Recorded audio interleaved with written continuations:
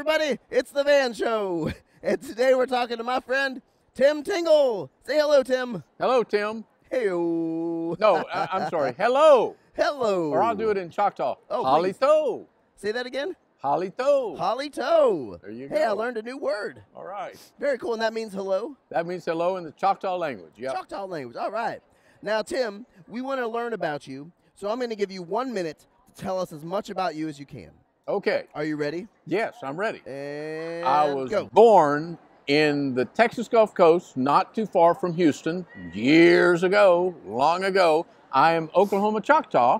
I'm descended from, on my dad's side, from my grandmother who left Oklahoma because in many ways it was dangerous to be Indian for several years in Oklahoma. Oh, goodness. It was a dangerous thing. So she left, married my grandfather, and they moved to Pasadena. I was born there, and basically when I was growing up, I had two lives.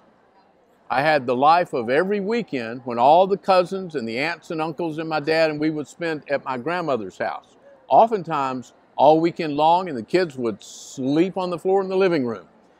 And the 50 acres out back, 250 chickens. We would feed the chickens. We would have fried chicken. A 50-acre, gardens with corn and grapes and roses and everything. But the front yard was barren. Oh. My grandmother did not step out of the front door for 50 years. Whoa. Because her first day in the new house, because she was Indian, she stepped outside and neighborhood kids threw rocks at her. Oh, no. And she stepped back inside the house.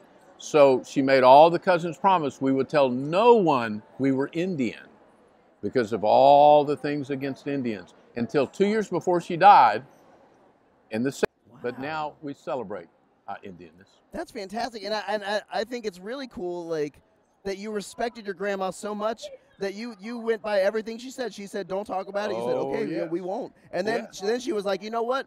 Now it's time to talk about it." And you were like, "Oh, we've been waiting for this." And then you just let it out. Absolutely. And the reason a Choctaw would have to respect their grandmother is going way back hundreds of years. Not only were women allowed to vote, but women were the only ones that could vote, and women were the only ones that could own property in the Choctaw Nation. Wow. And you talk about what's called a matrilineal culture. The women are still very important to the Choctaw culture.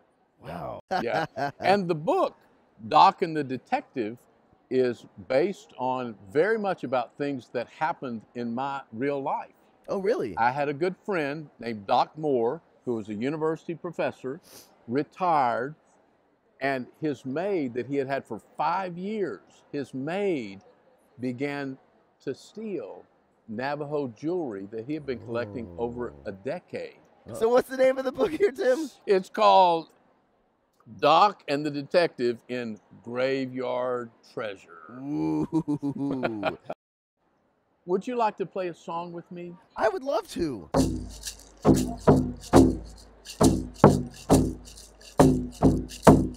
Way ho hana hey ya, hello hey ya, hey hey ya. Way ho hana hey ya, hello hey ya, hey hey ya. Way ho hana hey ya, way lo hey ya, hey hey ya. Way ho hana hey ya, way lo hey ya, hey hey ya. Way ho hana hey ya, way lo hey ya, hey hey ya. Way ho hana hey ya, hey lo hey ya, hey hey ya. Way ho hey ya.